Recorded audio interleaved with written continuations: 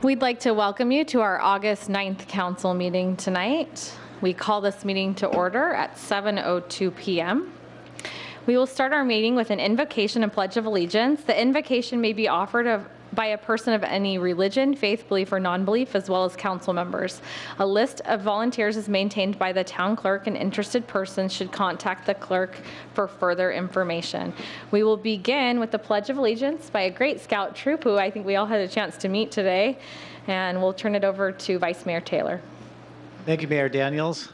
We have PAC 889 here with us today, and I'm going to ask them to give us their name and their what rank they are, and then we're going to ask Rowdy, one of our Cub Scouts here, to lead us in the Pledge of Allegiance. Tell us your name and what you're doing here, what role you're serving in. Perfect.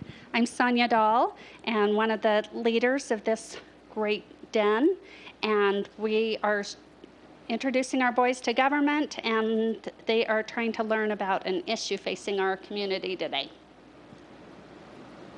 I don't know. What's your name? Lee? Lee Ricks. Yeah. All righty. My name is Craig Ricks. My name is Rowdy Riedlinger.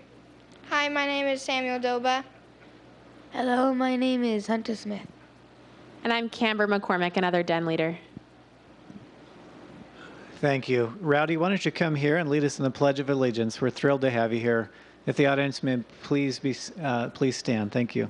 And Rowdy, the flag is right there. I pledge allegiance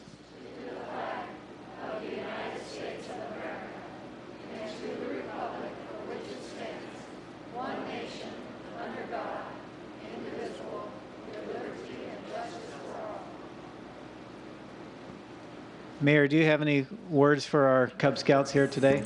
Just thank you for being here. Thank you for being engaged citizens. It's part of your duty, right, as a citizen in the town of Gilbert, and we appreciate you coming here tonight, so thank you. Our invocation tonight will be offered by Pastor Chad Moore of Sun Valley Community Church.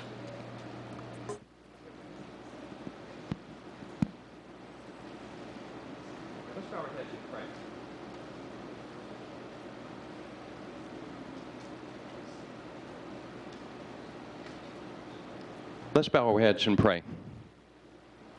Father, you ordain the government for the good of the people.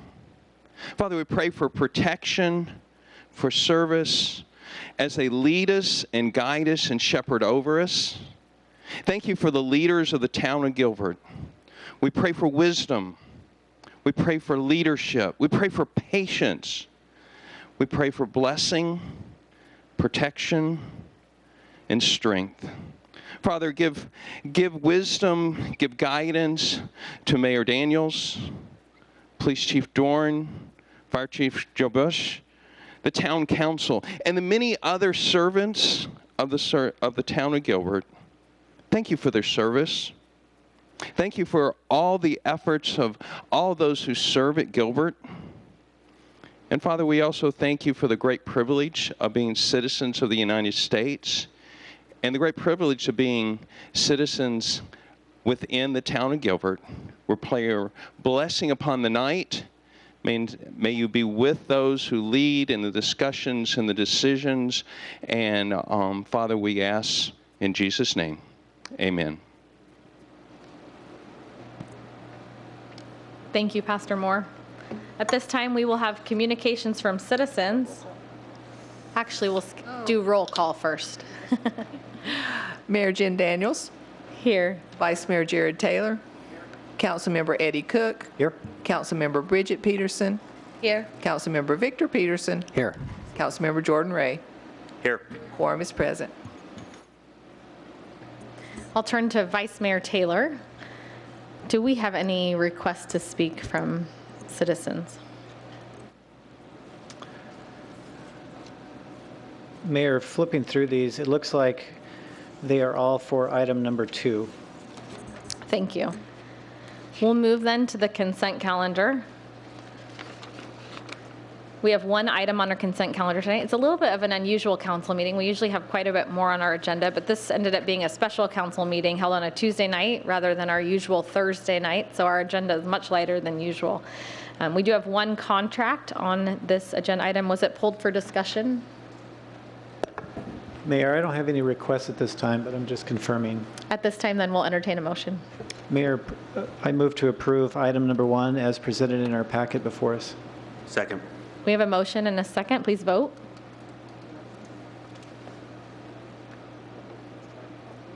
That motion is approved with a 6-0 vote. That brings us to the public hearing items. There is one agenda item on our public hearing. I'll read this brief statement at the beginning. Items will be heard at one public hearing, at which time anyone wishing to comment on a public hearing item may do so. Comments will be heard from those in support of or in opposition to an item. In order to comment on a public hearing item, if you so wish, you must fill out a public comment form indicating the number upon which you wish to be heard. So, agenda item 2 is a budget item. I open the public hearing on agenda item 2 and look to Vice Mayor Taylor for our list of citizens. Mayor, we have 4 individuals who have submitted cards. One of the 4 have requested to speak. Let's go ahead and start with communications from citizens, and after that, we'll look to Kelly Faust, our budget director, for her input and some education. Okay, Mayor, if I may, I'll just read for the record those that did not wish to speak, and then we'll move to invite Ms. Christina Curso, who did. So Bonnie Waite is against the item. Jenny Jones, also against, but did not wish to speak. And then an M.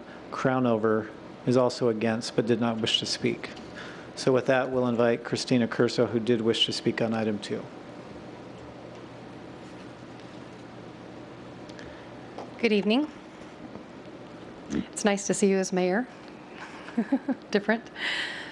I'm here to speak tonight regarding the levy, and I sent you all an email, and I'm hoping that you got it today. By raising the tax levy to $1.5 million, it puts the burden of those taxes on us, the taxpayer.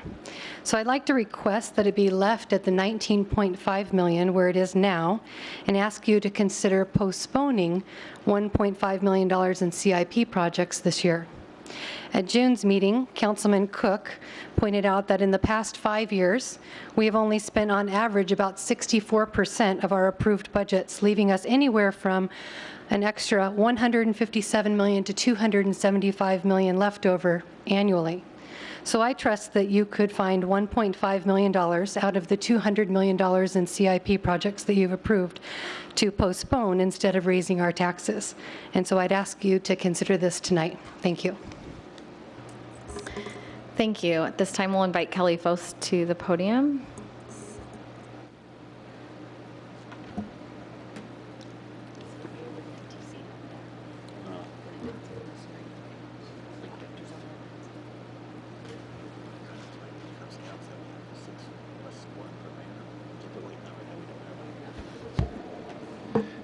Now, I have a quick question to ask Kelly, just to kind of clarify Christine's comment.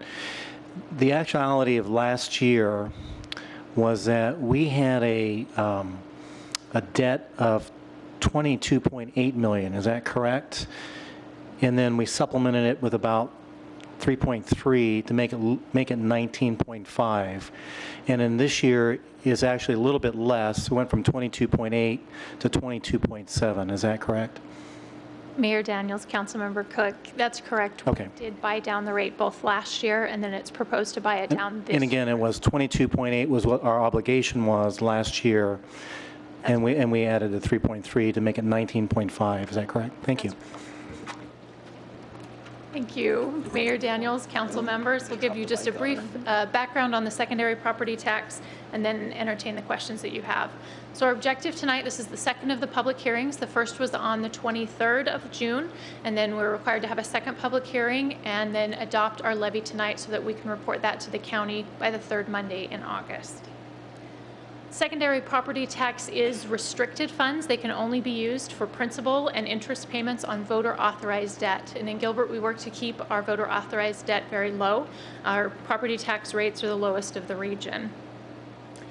For the debt service in fiscal 17, we have 2 bonds that we're looking at that we have debt service payments we would need to make payment on. The first is the Series 2008 General Obligation, which have already been issued, and we have $17.7 million of debt service we would need to make. We also have the 2017 Streets bonds that we're looking to issue for road improvement projects. If we do the $71 million of existing authorization, the debt service there would be about $5 million. So we would have in total $22.7 million of debt service payments we would need to make in the current fiscal year.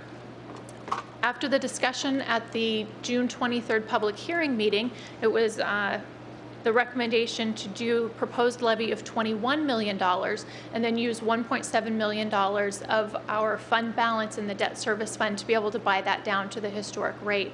So we would be buying the rate down from 115 to 106. We have been at 115 from 2003 to 2014, and then for the last 2 years, this would be the 3rd year we would be at the 106 rate per $100 of assessed value. The streets bond authorization that we spoke about was issued by voters on the November 2007 ballot.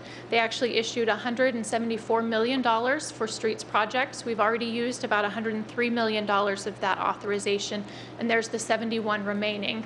We worked to be as efficient as we could with the dollars that we've already used, but we are at a point where we would need additional funds to continue some of the streets projects that are planned. So tonight, the proposal is, with the input of council, that we would adopt a levy. The proposed levy would be the $21 million and authorize the $1.7 million to buy down the rate to that 106 rate. Thank you for that presentation. Are there questions for Kelly from council?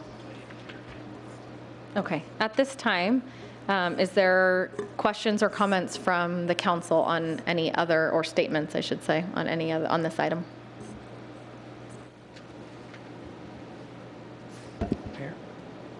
Jared? Or, excuse me, Vice Mayor Taylor. We forget titles because up here we have to be formal, but in real life we're all friends, so. Thank you, Mayor. The discussion last time I think was good. You know, generally I like to keep the levy the same. I guess just getting right to the point, I'd like to see it stay the total levy stay the same. The rate is a byproduct of the levy. So that's kind of where my thought is. Our balance sheet is very strong. We do have general fund to go ahead and keep the levy the same. So I guess that's kind of the punchline for me. You know, as a backup, we could look at CIP things, and there's a couple that that's not my first plan, because I think our balance sheet is strong enough to be able to absorb this. Anyways, why don't I just toss that out, and we can just see what other thoughts there might be on it. Peterson? Thank you, Mayor Daniels. So just a couple quick comments. Hopefully we're not going to have any big knockdown, drag out. That's certainly not my intention, but what I was thinking about here was Councilmember Cook's comment about the prior year. The prior year, we had existing debt service obligations above the 19.5, and so we really were, we had to draw down, either raise the rate or raise the levy, or we had to use some balance, and we did. But next year, the actual debt service obligations of currently issued debt actually drops about $2 million below the 19.5 million levy that we've had it at. So a little bit different situation, because we can talk about what kind of debt we actually want to issue. And so we have a little more control over that. Just to comment, the fiscal year 15 levy was also an increase in levy, but the rate went down slightly. And as I said then, and I'm still the same position on this, I don't want to increase either the levy or the rate. And even though we were outvoted 5-2, Jared and I voted against it at that time as well. So if we proceed with the current proposal, the fact is the average property owner will pay more in taxes, property taxes, next year than they did this year. And just final point, I don't know if this is going to be debated tonight or not, but according to the legal requirement for public notice for a tax increase, this is a tax increase. And I don't know if anyone wants to see it, but it's on our website, noticing the public that we have a tax increase on the agenda. That was all I had for now, Mayor. Thank you. Thank you. Councilmember Cook? Question for Kelly.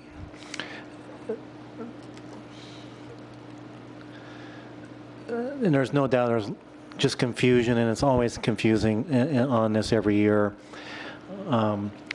Even though the rate has been constant for the last 2 years, so back in fiscal year 15 it was at 1.06, in fiscal year 16 it was 1.06, and this year, the recommendation is to go to 1.06. Can you share why we have to add the language that it's a tax increase, but it looks like it's been the exact same rate every year? From the public's perspective, that's got to be unbelievably confusing. And if you can help clarify why that might be considered a tax increase, even though the rate is exactly the same from year to year to year. Certainly, Mayor Daniels, Councilmember Cook. There are two reasons for that. One of them is at our June 23rd meeting, we were proposing a 115 rate, or the full $22.7 million, which would be a tax increase by both standards. And so we need to advertise it that way in order to be able to consider the higher amount, the higher levy. The second reason, if you consider historically, the council used to adopt the rate. But in the 2013-2014 time period, the law switched and we now adopt the levy. And so whenever the levy itself changes, then we need to advertise that according to the new rules as a potential tax increase. And so in order to follow that, because we are changing from the 19.5 to the 21, it would be falling under those rules as having to be advertised that way. So again, that's the confusing part. Even though the rate is constant, it's the final number that we owe is going up. So again, from last year when we did 2.8 million, 22.8, but this year we're doing 22.7. That's like $100,000 less from last year to this year. That is correct, but the levy, the portion coming from the property tax, is what we have to adopt. And so again, when we did the buy down, that's the number. Even though it was 22.8 last year, this year is 22.7. Even though we did the buy down, and then this buy down is a little bit less, that's where it's considered an increase. Yes, sometimes transparency and notice is less clear or transparent than we would hope. So if we were to, let's say, do 3.2 million as a buy down, help me understand what that impact would be, or the risk as it relates to our business that we are running, and if that would be of any subsequent consequences. Certainly. Mayor Daniels, Councilmember Cook, if we were to use a higher amount to buy down, we have about $8.6 million of fund balance, which is a fixed amount of money. It used to be we could set the rate and it would fluctuate. Our actual collections in would fluctuate up or down, so we got a little bit of a fund balance. We're no longer allowed to do that under the new rules, and so whatever we use the 8.6 on, once it's used, it is done, and we cannot get any more fund balance to help mitigate changes in the rate or whatever else we would like to use, council would like to use those funds for. If we do use an additional amount to buy the rate down further, which we can do, it would make it more difficult in the future in order to maintain the amount needed for next year. For example, if we didn't have the additional funds to buy, then the rate would need and the levy would need to go back up in order to make future debt service payments. And for next year, when we're here, what do you anticipate that obligation to be? Because this year is going to be 22.7. I'm just kind of curious if you could, have a crystal ball. What do you think that might be next time this year when we're here together? I don't have a crystal ball, but our debt is mostly level. It does fluctuate a little bit from year to year. So the 2008 bonds that we're paying on and then the new 2017 street bonds we would anticipate would be about the same. So about the 22.7 again. Okay, thank you. Thank you. Any other council members? I'd just like to make one statement, and that is that by design, state law changed in 2013. And by design, this rate that you pay, that we all pay as residents of Gilbert, is designed to fluctuate. It is designed to fluctuate based on your debt service payment. And because the town of Gilbert is very responsible when it comes to debt, we reside far below the constitutional limit in the amount of debt we can issue. We're given far more authority than what we actually use in the town of Gilbert, because we're fiscally conservative. Because we do those things, we only have so much fund balance. This is dollars that the taxpayers have already paid in.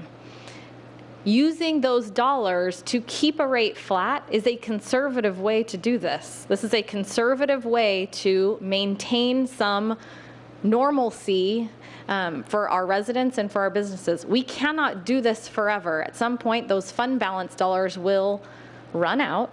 And as you heard Kelly state, we will not be able to ever replenish this fund again, but we're using it for what it's designed to be for. The argument that I'm hearing that I'm having a little bit of a hard time with, that this is a tax increase, let's just leave the secondary property tax to the side because it can get very confusing. But let's look at our sales tax rate, which again is the lowest in the valley, only equal to Chandler at 1.5%, but lower than any other municipality in the valley. And on any given year, especially with growth in the community and growth in our commercial districts, that number is increasing. The total revenue that we realize as a community in sales tax is increasing. I don't think anyone would say that the town of Gilbert is having a sales tax increase because we are realizing more revenue from our very consistent, constant 1.5% sales tax rate. So I think whether this is or isn't a tax increase is very, very debatable. And I'd be happy to continue that dialogue as we move forward over the next little while. But I think we've heard from all council members, and at this time, I would entertain a motion. Can I make one more comment? I apologize. Yes, you have not had a turn yet, so yes, please. The other thing that I want to bring up that makes this hard, I think everyone on this council wants low taxes.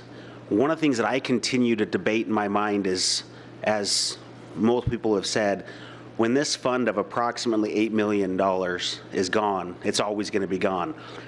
So if we use additional balance from that fund this year, does that long-term save more money than using that to pay down new bond when we first get it? So if we spend $1 million, $2 million of it this year, in the long run, are we better off doing that, or are we better off getting a new bond of however many millions and paying off $2 million of it up front, which then lessens the interest year after year after year for however long the bond is, which in the long run will save us more money, because paying this off now, we can't bank additional money. One would say, well, my personal finances, let's pay it off now, and then we'll start saving up again. Well, we're not allowed to do that. And so we can't compare that directly to our personal finances because we can't save money like we used to be able to. And so for me, although I would love to save money today, if I can save a whole lot more money over the next 2 or 5 or 10 or 20 years, I'm much more inclined to do that. And so that's another area. This isn't, I think that people, some people look at this and think, oh, well, it makes perfect sense. If I can save a few dollars or a few $100s perhaps this year, let's do it. But I think that there's more than sometimes we think about. And that's the internal struggle I have, is we can save more money long term by paying off debt up front versus financing it.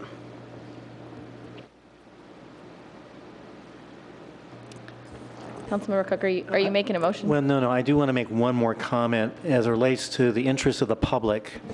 And this is something that I would encourage the public to help us out from the town. One of the things that, we have all learned is that what happens if we want to actually write a check to pay the principal down and help make that much smaller? And because of the current state statute and our legislators, they don't allow that to happen. That is something that we tried to negotiate with our legislators this last session, and they rejected that idea. And it's really hard for me to believe that if the town wants to pay down the principal by writing a check to help, the taxpayer, again, I would encourage, the folks here in the room, contact our state legislators, say give the towns and cities the opportunity, if we want to write a check directly to reduce the principal, to allow us to have that, because we have that ability to do that from a car loan to a house loan and so forth. Again, for the current reasoning that we have today, we don't have that ability. So it's really unfortunate that we couldn't, buy down that principal through the current statute. So I just want to share that with the public. Mayor. Let's Councilmember Peterson, then Vice Mayor Taylor. Thank you, Mayor. So just a couple comments. First of all, we can pay down principal. We just can't use secondary property tax to do that. There are a lot of strict rules on that, mainly because the concept behind a secondary property tax is it has to be for voter-approved debt, and it has to be according to the way the voters approved it. So there are limits. It's designed that way. So, but I've been talking for a long time about paying down principal. I've been talking for a long time about saving money. I've been talking about spending less. You guys are all making great points. The reality is, you're right, we're using one-time funds. It's a Band-Aid. We need to spend less. And I got lots of charts and graphs, which you guys are very familiar with. I didn't bring them tonight. But we have lots of opportunity to set aside money every single year so that we can have less debt. And so just to point that out, the fund doesn't have to be gone because we don't have to use it. We're talking about future debt service now.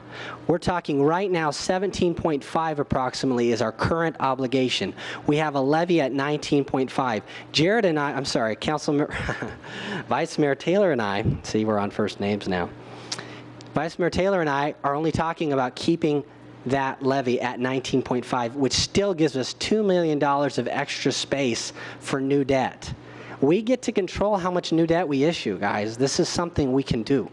So it's not the same as stuff that's in the past where we already had obligations, we couldn't do anything about it, we had to pay those. That will run out. But if we set the standard right here, right now, we don't want any more than 19.5, then we should set our debt accordingly, we should set our spending accordingly. That's how we make it work. That's the fiscally responsible and sustainable way to approach this. So a lot of great comments, and I agree. Again, I want to go back to the point of the spending. And this isn't totally the venue for that, but that's been an ongoing conversation. I think everyone knows I've been very much on the side of spending less, so thanks.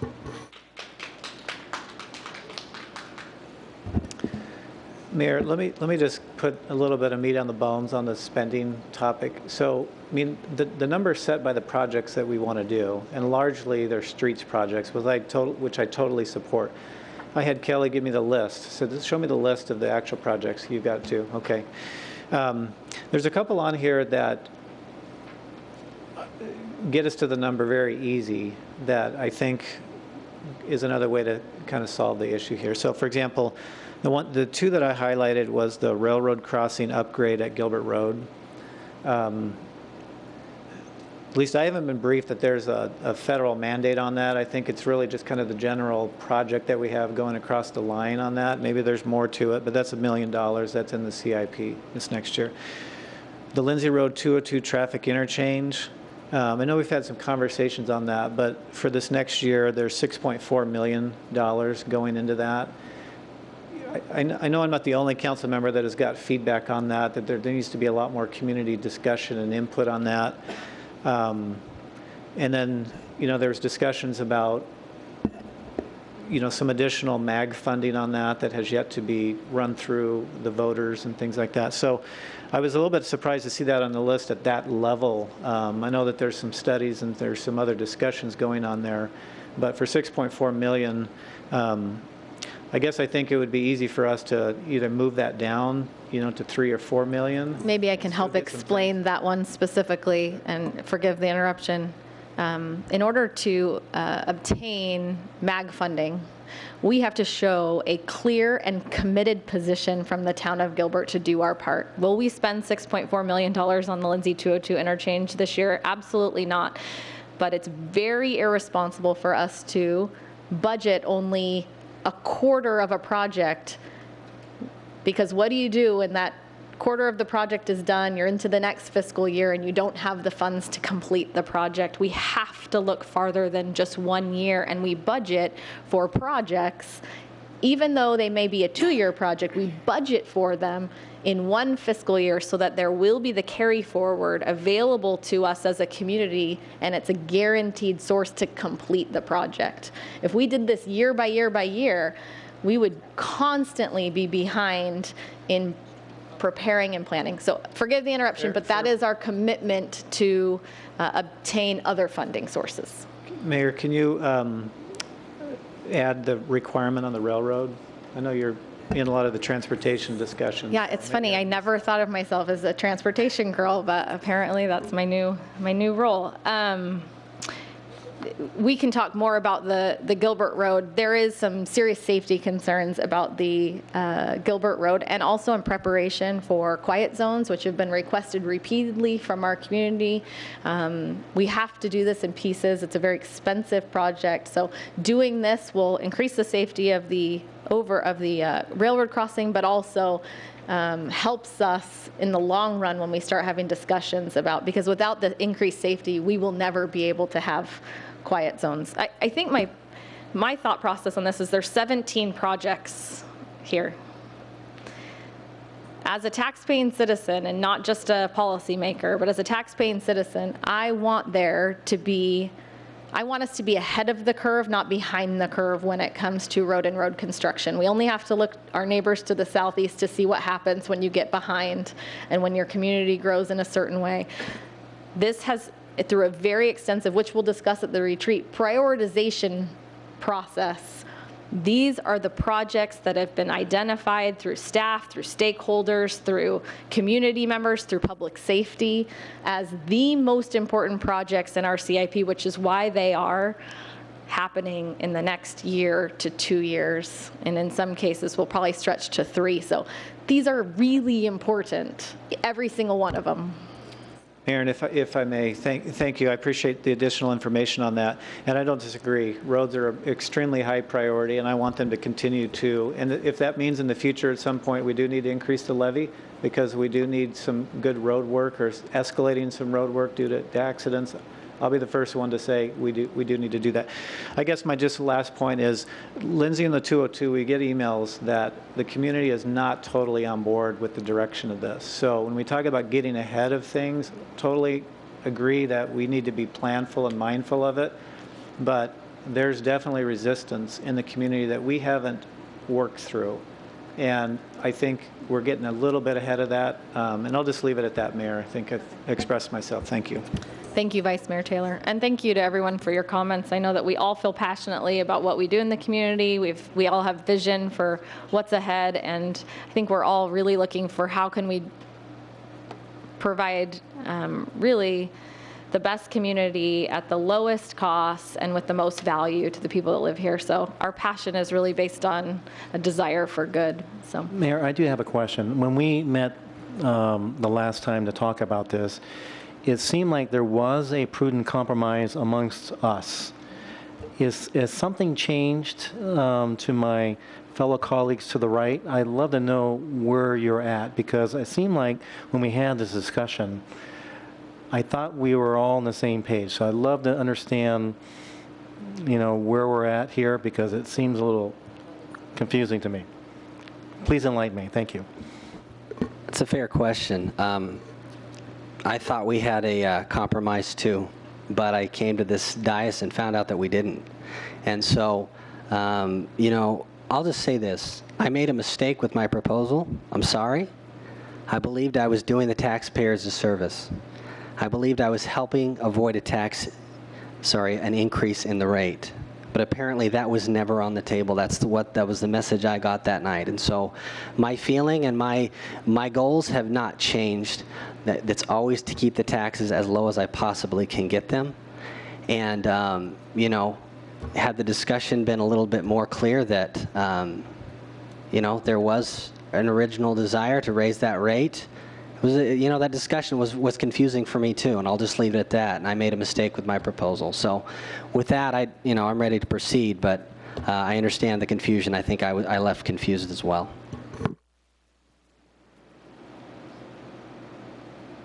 Okay, with that, I'll entertain a motion.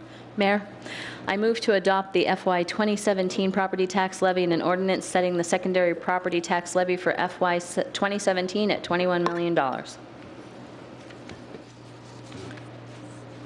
Is there a second?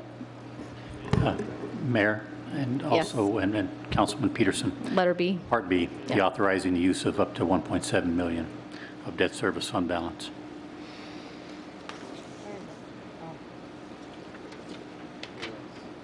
Where did this come from? And Part B, authorizing the use of up to $1,700,000 of debt service fund balance. Thank you. Is there a second? Second. Mayor, I move to amend the motion to replace the levy amount of $21 million with $19.5 million and replace the authorized use of debt service fund balance, change that from $1.7 million to $3.2 million. Mayor, members of the council, the first part of that motion to amend is in order. The second part would not be in order because the agenda is set to only authorize the use of up to $1.7 million in the debt service fund balance. That doesn't mean that we couldn't go forward. What you would do is you would amend if the council voted this way to approve that, but have to come back on another night to increase the use of the fund balance from 1.7 million to 3.2 million. So just to clarify, if he proposed a lower number, that would be acceptable. But if you go over the posted amount, then it requires a new public hearing. Yes, because it's agendized as up to 1.7. I just wanted to clarify the reason. I thought I knew, but I wanted to make sure. I'll withdraw the second part of my motion and just do the first. Okay, so we have an amendment to change the secondary property tax levy to $19.5 million. Is that correct? Did I hear you correct, Victor? Okay, is there a second? Second. Mayor, can I ask that the votes be cleared because I hit my button too quick before Councilmember Peterson asked for a Yes, a cleared vote, and we are voting solely on the amendment, which would mean a levy of $19.5 million. So please vote.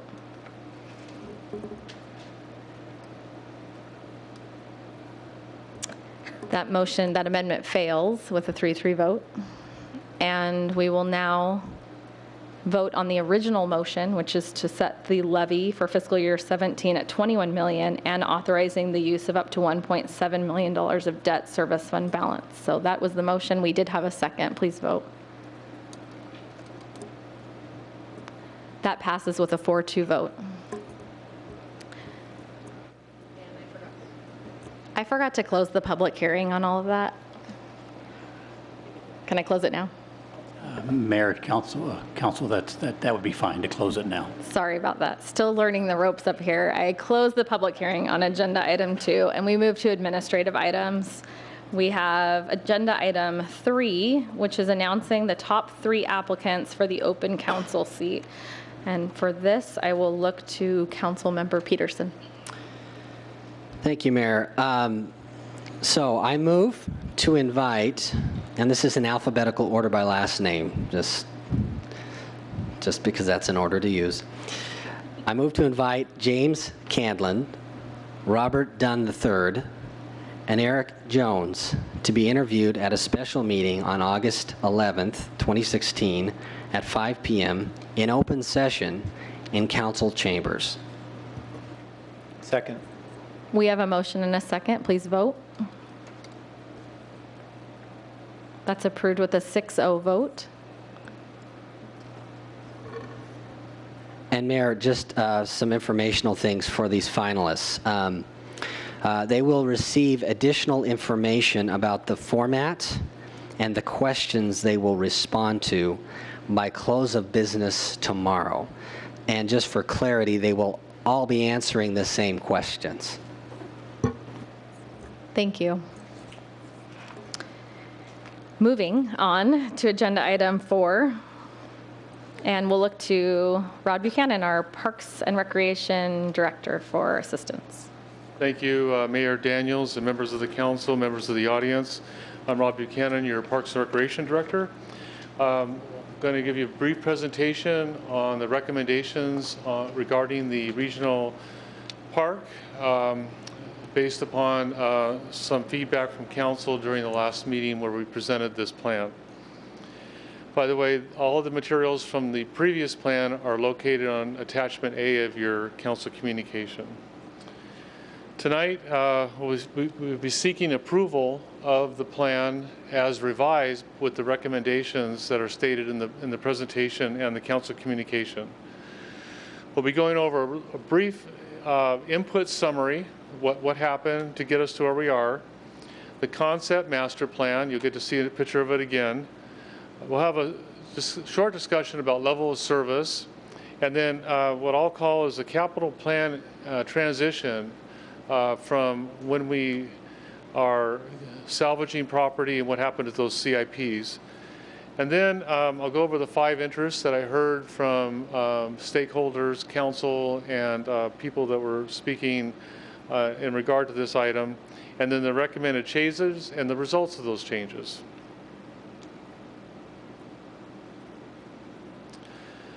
So over 4 years ago, this plan actually started with the Parks and Recreation Master Plan public outreach. In 2014, it was approved by council as a guideline for our park system. There were 5 top amenities, which included playgrounds, trails, special events, swimming, and gym and fitness. And then there was spending priorities that were identified during this process. These are statistically valid surveys, which included what people would be most likely to spend money on would be trails, aquatics facilities, recreation centers, parks, and lighted fields. Then we did a Gilbert Community Survey in 2014 to validate some of the information that we had heard in the master planning process. And the most important potential park and recreation offerings that people would like to see are trails, year-round aquatic centers, sports fields, and multi-use lake. And then, of course, you all remember that we did the sports field needs assessment in order to see how many fields are really needed at Build Out and Beyond, which was a very collaborative process with all the Sports Coalition members and other field users. And that yielded 37 additional fields would be a goal for system build out. Then after all that, we acquired the property at Chandler Heights Basin, and we set out to do a community outreach effort, which started quite a while ago. And hundreds of people, hundreds of our citizens participated in this through focus groups, individual interviews, websites, and workshops. And I can go on about everything is on our website if you want to go and look at the community outreach results and what was said and some of the things that happened during that process.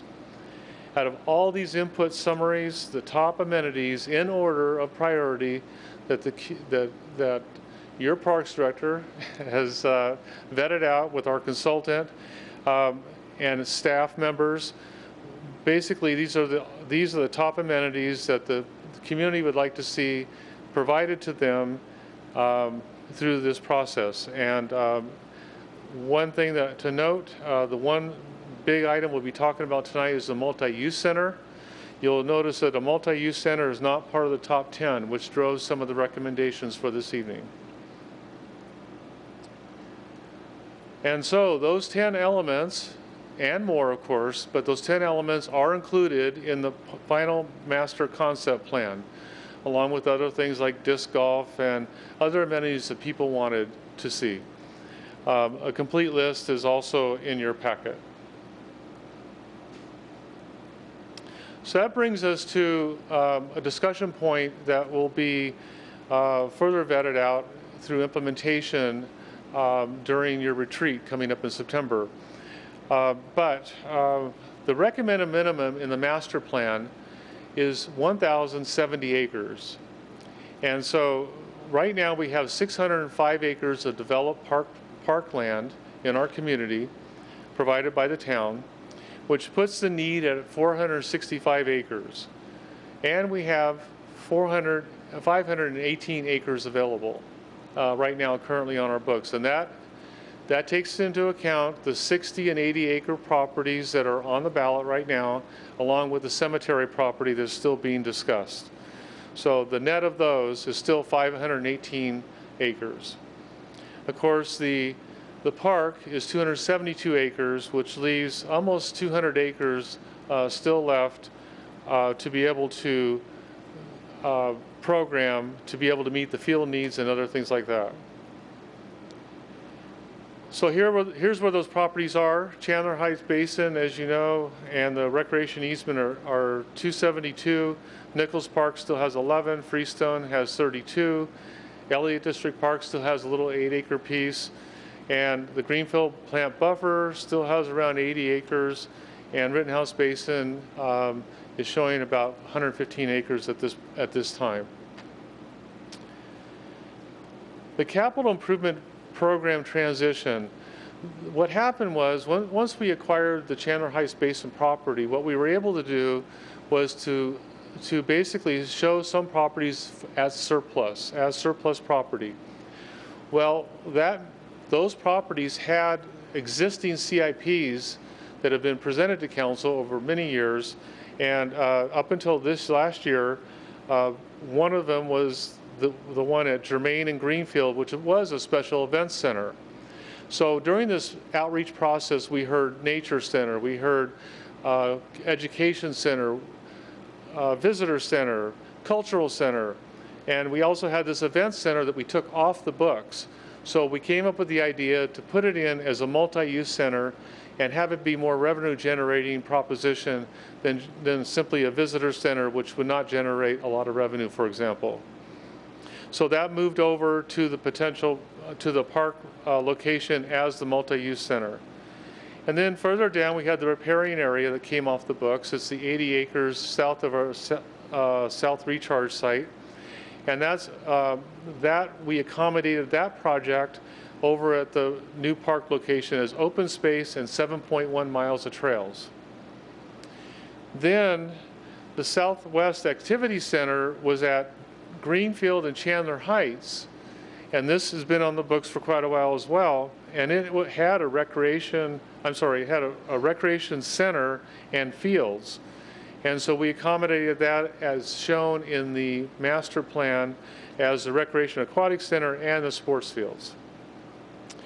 And then at Crossroads, we also took off year before last the activity center that was there. So there was 2 rec centers that were on the books basically up until 2 years ago. And we accommodated that project also at the Recreation Aquatic Center at the new regional park. And there's still a project in the CIP that's still remaining, and it's another pool at Campo Verde. And it states right now in the current CIP that we will basically see if we can coordinate with the school district, or is it possible to build this pool at Gilbert Regional Park, et cetera. But it's still on the books today. And so it is captured at the new park as the pool component of the Recreation Aquatic Center.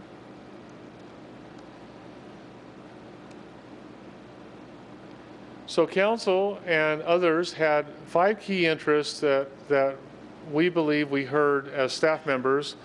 And the first one was, what are the potential sponsorship partnerships that might be out there that we may want to explore during this process. Second one was, are the construction and operations really in alignment with other costs, because it seems like it's a very high cost. What can we do to mitigate the dirt removal cost? Are there things that we can do to lower that price tag? What is the phasing and timing of sports fields so we can deliver what the current need is and future needs? And then what are the staffing levels?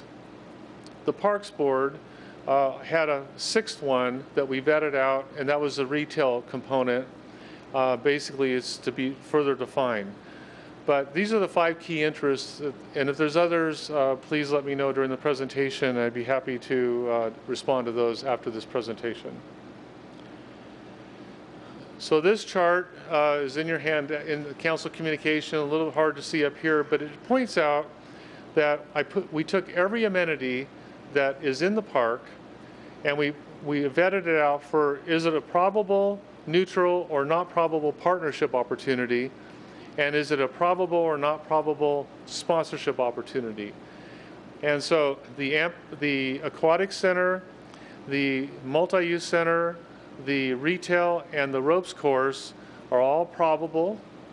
And then there's some neutral ones that we're going to also go and explore and see if we can find other models that might be able to come to reality at this particular location. Under the construction operations analysis, what we did, we're not suggesting that we build a park like Copper Sky in this process. This was only used to be able to do a high-level analysis, just a comparison, to see if our construction estimates are in alignment with Copper Skies, which is a very recent project that opened in 2014. It's a 98-acre regional park, and it does have a recreation aquatic center. It was $44 million, and this did not include the $7 million of land costs that we don't have at Chandler Heights Basin. So it comes out to be, there's an acre cost that, price per acre that we applied an escalator, a construction escalator to over the last 2 years. And because there was no multi-use center at Copper Sky or significant dirt removal, what we did is we took that out of our costs. So we did a comparison, and virtually Copper Sky was $485,000 an acre actual cost, and our projected budget for the Gilbert Regional Park is at $441,000 per acre, and that's a budgeted amount. We do anticipate that the budget is a conservative number, so we anticipate a lower cost than that. Then on to operations, we did have the consultant did provide for us operations, basically to see what the revenue, expenditures, and subsidy would be. And you can see that the subsidy was $1.196 million. So when we compared that to Copper Sky, basically Copper Sky is experiencing a 36% cost recovery, and we are estimating that Gilbert Regional will come in at 74% cost recovery, and there's some reasons for that. Before I tell you the reasons, I want to let Vice Mayor Taylor know I did receive word from Copper Sky today about one of the big reasons why we can show more than they do. And so one of the reasons why we are showing a very favorable cost recovery is we use our Gilbert staffing model. Copper Sky does not use any contracted services for any landscape at that park. So it's all municipal staffing. That's one of the primary reasons that they're coming in a lot different than we are. So we have used our Gilbert model, which is very efficient and very lean, to estimate this. We also have density. Our density within 15 miles of this location, 15 minutes, excuse me, of this location will be between 300,000 and 400,000 people versus Maricopa, which is about 80 to 100,000 people for the same density. And then we also, our business consultant is here tonight, and he did a demographic analysis of the type of people that live in this 15-mile radius for Gilbert and the likelihood that they would spend money and use the facilities at this park. And those elements were built into the park as well. So basically, the numbers are coming in, and we did check them against some of our existing centers as well, so they are a little bit higher than our existing centers, but all of our centers are coming in higher than Copper Sky because of our staffing configuration. Dirt removal. So the reason why the cost of the dirt were included in the master plan was because if Gilbert decided to accelerate the dirt removal, what would that cost look like? That was part of the scope of work, and if we do not remove the dirt, the $33 million will come off of the $192 million. So that is a function of timing. The flood control district removes the dirt when they have a need to remove the dirt, as far as requests to remove the dirt. And if they have no requirement whatsoever to remove the dirt on their own, nor do they have a budget for it. So they wait for requests to come in. So that cost was only there, and this is going to play into the recommendations later. That was only put in here in order to show council and the community that if they wanted to accelerate the dirt removal for phase 3, which is basically the sports fields, that would be the cost. And this cost would only be incurred if we chose to accelerate phase 3 of the concept plan ahead of the dirt removal. Now, the phasing and timing of the sports fields is another important interest that came up. And so right now, per the field needs analysis, we only need 6 fields to be built at this time. The whole entire 37 should be built out, which when we reach 330,000 population, in other words. I don't have a crystal ball for that, and there's other experts in the room that could tell you when that's anticipated. But for now, we should focus, if we're going to focus on delivering sports fields, on delivering the 6 that are needed now. The concept plan does show 17 at the park. And so we have enough acreage to deliver the other 20 fields in the acreage analysis I had showed you earlier. Just want to make that point. Staffing levels. So I just want to point out that all the staffing levels in the plan are made from the conceptual design and have not been vetted out completely in terms of analysis, organizational charts, and all sorts of other things that have to be fully analyzed before we can present it to council when we actually have a real project. In other words, this is a park layout, and it's not at the design phase yet, meaning we don't know how many acres of fields we'll have to take care of, how many lights to take care of, and the like. It's close, but it's not exact. And the big thing is that our management and program options, meaning partnerships, like Arizona Ice, for example, have not been explored yet. And so this gives us the opportunity to set the vision, which was what this document is, and be able to move forward to try to figure out how we can deliver this as most efficiently as possible with having the highest quality. So I only have one slide on the recommendations, and I want to walk council through this very briefly. First of all, we'd like to be able to do conceptual design layouts for the remaining park properties. And the reason why I want to do this is because I think it's important to look at our remaining acreage that we want to deliver to the community as a comprehensive approach.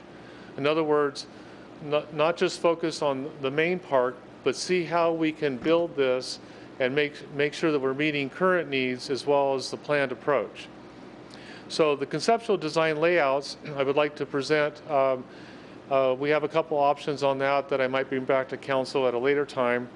But basically, we'll kind of lay out what the vision is to deliver the master plan to the community over whatever period of time the council and the community chooses. Then coordinate the system-wide phasing approach. In other words, we could start with building phase 1 of the regional park while we're also pursuing development of 6 fields at a different site. What that does for us, if we take the fields off of the regional park out of that phase 3 area, we now do not have to incur any cost to remove the dirt. So we can start to build. We don't have the cost of temporary fields and a lot of other stuff that we won't be able to really use those fields to their maximum and perhaps, waste money in building temporary fields. So we'd be able to start field development maybe at Rittenhouse or around the buffer area. And those are ripe, actually, for these public partnerships with sports leagues. Then determine all the remaining system-wide phasing options and plan revisions at future council meetings, and actually an implementation strategy can be done at the upcoming council retreat. The third one is to show the multi-use center as a public-private partnership placeholder. And so what I'm recommending is that we actually take it off the conceptual design. It was not one of the top 10, and actually it gets removed, so it gets eliminated. It's not shown as a future placeholder for a multi-use center. It's shown as any type of public partnership placeholder area. It could end up being a water park. It could end up being another Arizona Ice 2, or whatever it is. But I'm recommending taking that off because it was not high on the priority list when we went out to the community outreach, and it is quite expensive. Then the next bullet explains that I would like to explore private partnership solution for the aquatic center and pool component of the rec center. If a private solution is not available, then I would like to perform a market study, feasibility analysis, and bring it back to council so we can see what the market really says about this particular element. It was so high on the list that I'd like to leave it in the plan to be able to vet out further, and is only a placeholder at this point. And so I'm not recommending that we build it now. I'm recommending that we study it some more and look at potential opportunities for partnerships. And then these recommendations I'd like to put into the final concept plan with your approval tonight, and the corresponding CIP next year after we have our implementation discussion during your retreat. So what does this get us? What this gives us is these recommendations takes the park's conceptual design from 194 million down to 120 million, and it states the intent to go out and explore different models of partnerships and different ways to deliver the parks. Just because the parks master plan says that we have to deliver 460 more acres doesn't mean that we have to build it ourselves. It means it could be delivered through partnerships and things like that that accommodate our current demand. Then the Parks and Recreation Master Plan, it meets the intention of the Parks and Recreation Master Plan by having a system-wide approach and a lot of flexibility in our approach. So we can look at things and put some stuff here, some stuff over here, and so on and so forth. Takes the FTE count from 40 to 30, which still needs to be vetted out completely. Fields, it addresses the current field needs, and it delivers the park to South Gilbert. Phase 1, it delivers to South Gilbert a 30-acre park. So the motion tonight is to consider supporting approval of this plan for Gilbert Regional Park with the recommended changes. And I just want to point out that the Parks Board did deliberate on this and did vote unanimously in favor of this with 8 members present. 1 person was not present but has voted yes in the past. So just want to point that out. Thank you, Rod. That's my report. Thank you. Tremendous report. I just want to personally thank you on behalf of the council for listening to all of the concerns that we had, taking those concerns and turning that into some value add to the report. So thank you. I do believe that we have one citizen who wishes to speak on this item, so I think now might be an appropriate time. Vice Mayor Taylor. Mayor, I'd like to invite Lon Schaefer. If you'll come forward. Lon is a wonderful member of our Parks Board. Lon, welcome. If you could just state your city of residence, and also I believe you'll have 3 minutes to speak. Thank you. Okay, great. I live here in Gilbert, And I wanted to say, to expand on what Rod is already doing, and the staff have done a great job of looking outside the box of traditional way of looking at it. And they are very open to the concept that I wanted to bring up. Parks can make money. I know. Weird, right? But I think that there's ways that we can do this that make money. One of the biggest issues that we have had was, why are we building this recreation center in an area that is competing with other communities that have their own rec and, you know, gyms and so forth? My thought is, let's not call it a rec center. Let's look at this as a flexible space that we can rent out for parties. If we can make this park, like there's the entrance to the park we were looking at is like a monument space, right, Rod? Monument space, and I think it's around 2 to 4 acre or so. This is a great place for us to work with some of the people that I've had the privilege of working with, who are innovative to turn this into edible, elegant landscaping, so it becomes a photo app to draw parties, weddings, to say, hey, let's go to the park and have our wedding and reception. And then the rec center, if it's a flexible enough space, we can rent out the rooms to bring in corporate events as well as weddings, since quinceañera, which is a really big thing, and other parties. And so by renting it out, it will allow us to recuperate a lot of the cost, if not more.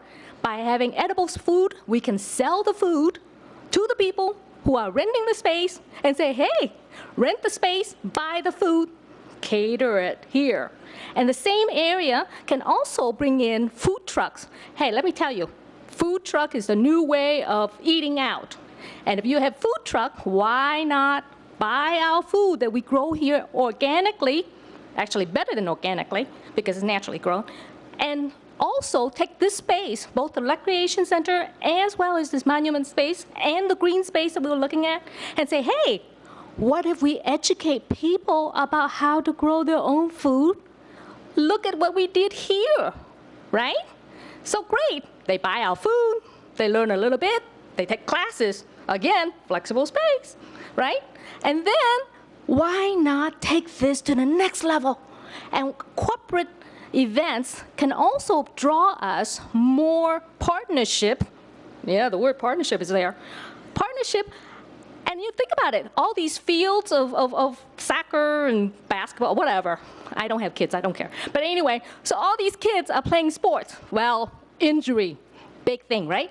Medical clinic, mobile medical clinic as partnership. Why not, right? Hey, you got kids, you got sports, you got injury. So that's the way I'm looking at it. So we can make money. Thank you, Len. We're grateful that we have passionate people like you on our Parks and Rec board, clearly invested in what we're doing here. There are 2 others who wish to speak. Vice Mayor? Mayor, I'd like to invite Charles Johnson forward. And Charles, if you'll state your name, location of residence, and look to the lights there for a 3-minute cues. Thank you for being here tonight.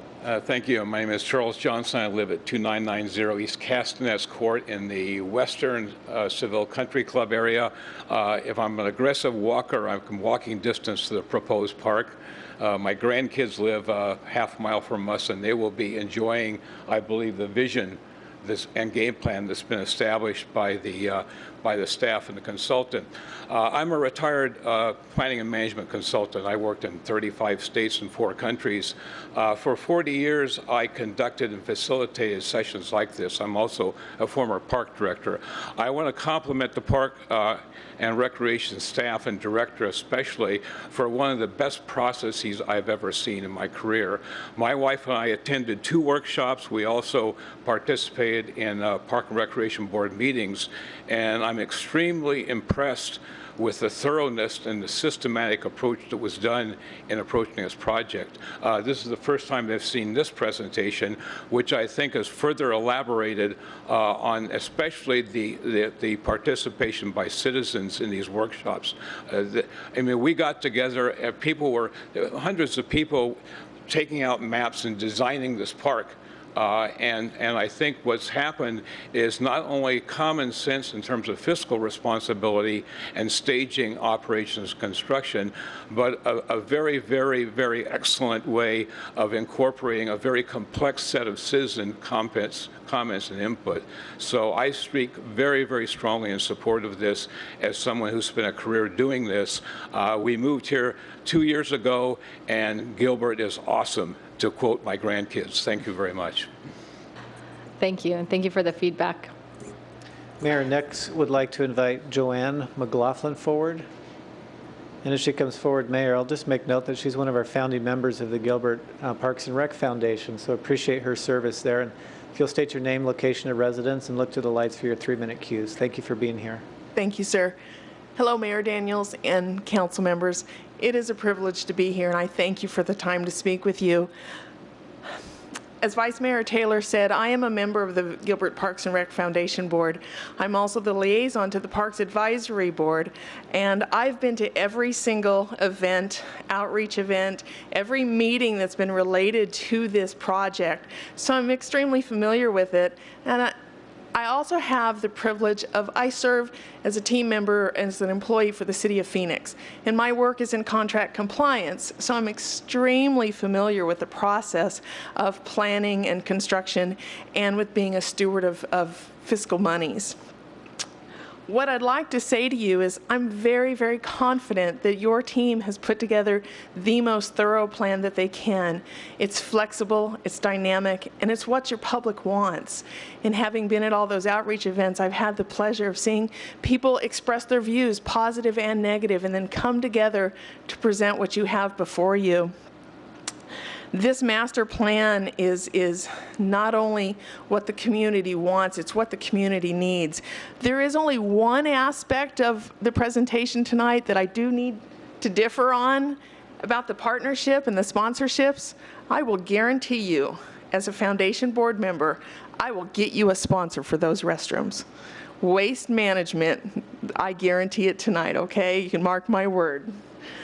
With that, though, I'd like to say nobody wants to raise taxes, and nobody wants you to be irresponsible with our tax monies. We expect that of you, and Gilbert is extremely known for your responsibility to being fiscally responsible, and I personally thank you for that as a Gilbert resident. But I'd also like to say there's more than just being fiscally responsible, and it's about life experiences. And what I'd like to leave you with is Maya Angelou once said, "People will forget what you said, they'll forget what you did. They will never forget how you made them feel." And life experiences are about feelings. So I ask you to take a moment back to when you were a little kid and you ran through a park freely. What was that experience like? I challenge you tonight, be bold. You've already committed to this. Go all in and give that experience to our kids now and for many generations of kids of all ages to come. Thank you very much. Thank you. We've had a great update and some input from our citizens. We appreciate you being here tonight. Are there comments from the council members on this agenda item? Councilmember Ray, and then followed by Councilmember Peterson.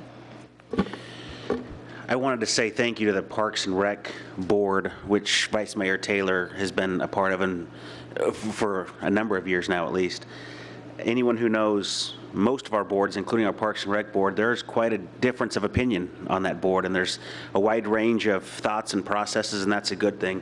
So to get them to unanimously approve this is quite an achievement. So Rod and to the staff, thank you for that, and thank you for listening to them. They had some great ideas, and obviously you've added those to this, so thank you for that. But to our Parks and Rec Board, every time we see this, it means that Vice Mayor Taylor and that board has spent hours on it, and we spend 30 minutes on it. So thank you to the Parks and Rec Board for their efforts, and for Vice Mayor Taylor for his helping lead that group.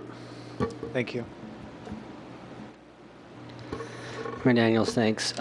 So just real briefly, I just want to thank our staff for listening to the council and our feedback. It's very, very obvious that you took it to heart and you did a lot of great work. I mean, at this point, I feel like from my perspective, we're like 95% there. I've got one little change that I'd like to see. I think it's pretty minor in the scope of things, and that is just to treat the aquatic center the same way we're treating the events center, and basically remove it from the costs and have it as our goal to have a public-private partnership more along the lines of an Arizona Ice type situation. I think if we do that with that, we get our cost per acre down to basically the range that we've had in other parks. And really, I live in South Gilbert. We're not looking for anything that's out in the ordinary from what other areas of Gilbert had. So we don't need to go beyond, what's been done before. And I think that gets us in line with that. I mean, even if we took a rec center and made it smaller, more along the lines of a Freestone, and I know that design won't do cost recovery right, but I'm just saying we don't need to go gold plated. And I think if we do that with that one item, I'm totally on board. So that's my final request. Thank you. Councilmember Peterson? And then Councilmember Cook. Thank you, Mayor. I completely and totally agree with Councilmember Peterson. I don't get to say that often, but I completely do. Thank you for the time that you put into this. I think that because we took our time and looked at this thoroughly, and you came back to us with a better option, you listened to everything that we had to say at our last meeting, we've come out with a better plan. I was really interested to see the top things tonight would be that make sure that we had fields being developed in that first phase. That was very important to me. It's what I've been hearing from the public since I ran for office 2 years ago. And I completely agree about the aquatic center. If we can look at that in a different way, and just the way that Councilmember Peterson explained it, I think that's perfect. And thank you for your time. Well, Rod and I have had great talks about this park, but I really want to focus my comments to our town manager, because I still have a beef with him. I mean, when we started this whole thing, we were only supposed to pay $1 for that property, and you went 10x above it. So I think you need to owe Rod like $9 out of your pocket for that just terrible negotiation that you did. So anyway, that's just my only comment. So Rod, thanks for, and your team. It's just been fantastic. In all the sessions that I've gone to, it's just been a phenomenal work of effort. And, we look forward to, the good things coming here and in the future as it relates to this park. Vice Mayor Taylor. Mayor, thank you. So and I'm not going to repeat what's been said. So there's been a lot of really great work, and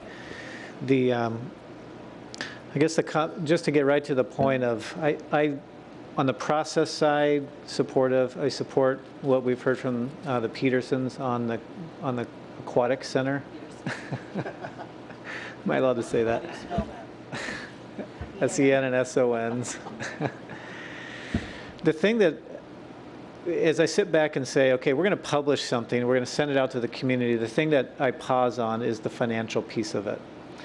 And there's some things in there that I really like, and there's some things that we just haven't had a chance to talk about as a council.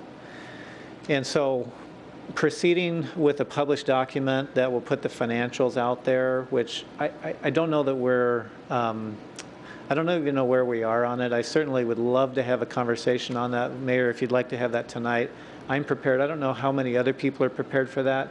Maybe we need another read on that. But if we move forward without the financial piece, I'm totally supportive, but I think as a council, before we publish something that has, 2 bonds and $120 million and things that they'll start to set expectations on, I think we should just spend a little bit more time on that, and we might come to a little better place that would go forward in the public. So I'll turn this to you, Rod, asking the question, does the final document, obviously we haven't seen specifically the final document, but is there a range built into that? And is it being presented as options for funding? Obviously, we have a ballot vote, something going to the voters to allow us to sell land. If that ends up being an affirmative, we could change the dynamics of the financials. So tell us about the financial piece, because I think there's still a lot of touch points on that piece. In fact, that's probably the next step, is to really hone in on those dollars. So what's the range? Thank you, Mayor Daniels and council members. The range, it's not really a range. It really was based upon some industry cost estimates. We do have some experts behind me here that can come up and give you all the details, but basically it's what hasn't been defined to be able to go into those cost estimates. And maybe Councilmember Peterson did bring up a point that I maybe we could vet out a little bit more. The actual building, for example, the rec center, has not been defined yet. So basically we're taking a square foot and we're saying this is the program that we could possibly do, and if we did this is what it could cost. And so it's very loosely defined for a reason, because if we wanted to build a rec center or aquatic center or both, we would definitely need to do a feasibility study to figure out what it is that we would put into it. And it could very well end up being like a Freestone, which, by the way, has accomplished over 81% cost recovery over the lifespan of that facility. And I was sharing with Councilmember Mayor Daniels the other day that back when it first opened, I read a council communication that's where council had set the price point for entrance fees for a 65% cost recovery, which means that tells me that it was designed for that in mind. So we could get into this more at the retreat if we wanted to and things like that. We can certainly publish the document as a visioning document without pricing in it, because that's one of my big things about this concept design is putting the price tag, but a lot of council members wanted the pricing just to make sure we were making, not designing something that was so outlandish that we couldn't afford it if we did publish it. So what you're telling us, Rod, is these are cost estimates at this time, very, very rough estimates, because nothing has been designed per se. We have a conceptual design, but we don't have intricate design. Kelly, did you have something to add to that? Mayor Daniels, thank you. Rod's exactly right, and this is a planning document. In order for the work to move forward, we would need to bring information for the CIP in order for that to be finalized. This is important information and feedback from council, so as we develop the fiscal 18 CIP, that we would be able to incorporate your thoughts into that. And then if anything were to happen in fiscal 17 that hasn't been adopted in the budget already, that again would have to come back to council for specific approval for finances on it. Mayor. Yes. Mayor Daniels, Patrick. members of the council, and maybe if I could help clarify some, and Rod is correct in regards to, we have taken the Parks Master Plan, taken what the community has said they'd like to see in the development of and build out of our parks, and we have put together a conceptual master plan for this park ground that accommodates many of those uses. And to give us an idea of the magnitude of scale for cost, that's been a part of this exercise. But what we've heard from the council and what we will do going forward as Rod and the team begin to define the feasibility that helps create more definition to what a rec center looks like, our first efforts will still be to find a private sector provider who would like to come in and partner with us on that. If we can remove those capital dollars, those operational dollars from our side of the balance sheet on the rec center, on the aquatic center, we're going to go down that path with everything that there is a viable opportunity to do so that we get the park that our community has asked for at the lowest possible cost, capital, and operating dollar-wise that we possibly can. Thank you. I think that's a good update. So what I'm hearing is that really that's the next phase, is getting more specific about dollar amounts. Right now we have rough, which I think have been helpful. I do think the public needs to have some idea of what the vision will cost, because that gets us to the next point, which is more clarity on the CIP that will be added for fiscal year 18. So I think that's probably the best summary we can give. Are you comfortable moving forward in that area now? Mayor, if I may, yeah, it's not a showstopper for me, but just in talking to some individuals, the gentleman from Seville left, but when we were down there for a candidate forum, one of the feedback was, hey, some of these items in the financial thing, they were having a hard time with. We already pay a premium in our community. We don't want to have to pay an additional bond assessment for things that we're already, potentially getting in our own community. And so I just don't want it to communicate the wrong things.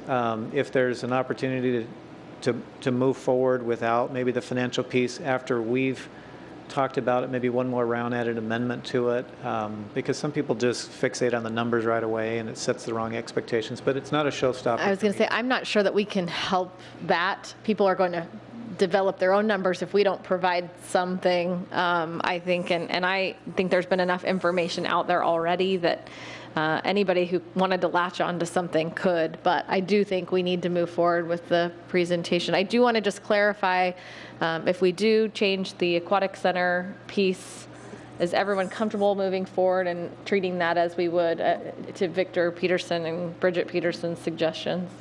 Okay, all right, so we have consensus there. Rod? Thank you. And then Councilmember Cook, you had one thing too. Okay. Thank you, Mayor Daniels and Council. I just want to clarify that the, excuse me, treating it like the multi-use center removes it completely, even in wording. It's not even a placeholder for an aquatic center or rec center. So if you choose to remove it, what I would suggest we do is have it be a placeholder for a future recreation center and aquatic center to be defined at a later date. And then we could remove the dollars associated with it, along with the revenue, but it's still a placeholder for that amenity. So basically what we're doing is we're outlining on a map, we're holding this space, if you will, for this type of entertainment or recreation option, and we can discuss at a later date what that looks like, but we don't want to lose that placeholder. Is that what we're saying? Right. If we treat it like the multi-use center, it will be removed from, it's not going to say multi-use center anywhere in the plan. Right. And so I think that, the community has weighed in, and I think it would be maybe a little bit soon to remove it without doing further analysis. I think it would still be the intention for us to find a private entity who may want to partner. I think that's what I've heard here. I just don't think that at this point we would like to commit ourselves as a council to building an aquatic center without some specifics, more specifics associated with it. I'm going to get to you in just one second, but Councilmember Cook's been waiting, so. My comment was really to kind of piggyback on Vice Mayor Taylor. When it comes to a council policy for the financial component of this, we may come up with an idea, as we talked about, of maybe as a policy, we set aside some of that dollars that we get from our sales tax and dedicate it to a park. And then, maybe, year 5 from now, when it's accumulated enough, that could be used instead of, going out to bond or something. But again, I think those are discussions that we should have as relates to being creative about how to do all this stuff. Mayor. Thank you. I'm going to have Victor go, and then Councilmember Peterson. Sorry, guys. I like the first names. It's so much easier. Just to be clear, the packet says show the multi-use center as a placeholder for public-private partnership. So I intended to do the same with the aquatic center, meaning show it as a placeholder on the plan. So if that's not what we're doing with the event center, then I've misexplained myself because I misunderstood the packet. But I think what you just explained is fine with me. I'm hoping the rest of the council is also on board with that.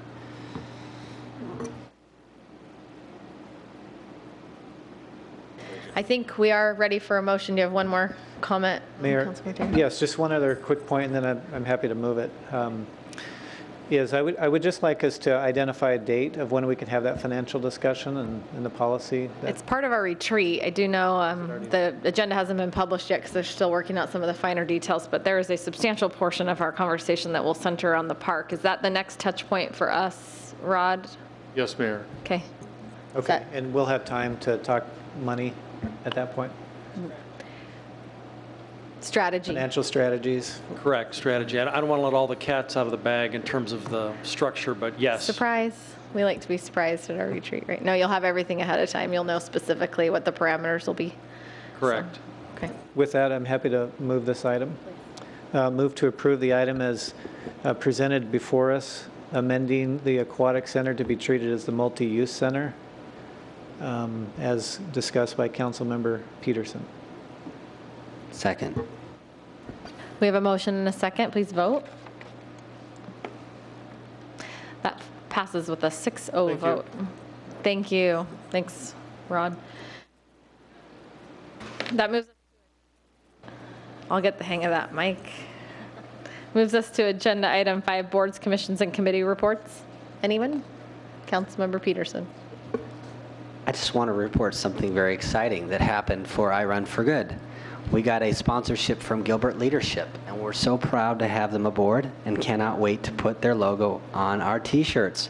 And I told them, what a great value. How many years do people keep their T-shirts from runs and other events? I still have one from like 10 years ago. So they get more comfortable the longer you wear them, I'm just saying. So anyway, thank you. We're excited about that. The event's going well. Again, irunforgood.org if you want to be a sponsor, if you want to register to run, October 22nd. It's for a great cause to help victims of domestic violence in partnership with our very own Gilbert Police Department. Thank you, Mayor, for the time.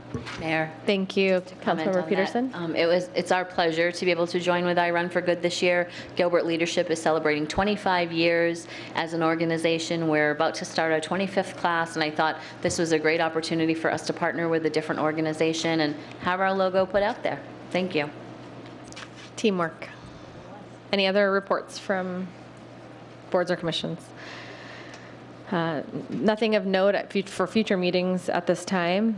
Report from town manager and current events. Thank you, Mayor, members of the council. I wanted to take a moment to thank Rod and all the members of his team and the other members of the organization who've helped get our master plan for the new regional park to the point it is today. There's still a lot of work yet to be done on that, as we all know, but if we waited till the very end of that to thank them, we may well lose them before it's over. That's been an incredible undertaking. We're very proud of the work they've done and look forward to all the great things to come with that.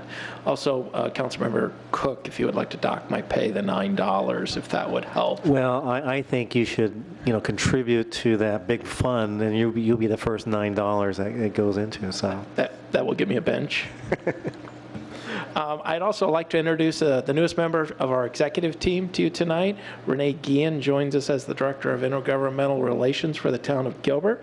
We stole Renee from the governor's office, and he is well known to us as well as the governmental affairs community from his role with the League of Cities and Towns, where he served in a capacity for a number of years. But Renee, if you come up and introduce yourself and maybe tell our council and mayor a little bit about your background.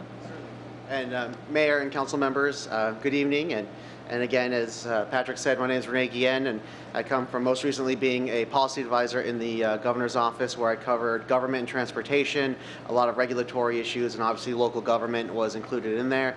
Prior to that, I was with the League of Arizona Cities and Towns, and I got my start, I guess, in politics, or at least on the government side, in working at the Arizona House of Representatives as a committee analyst, and covered a myriad of topics. I'm an Arizona native. Unfortunately, I'm not a Gilbert native. I was born in Tucson.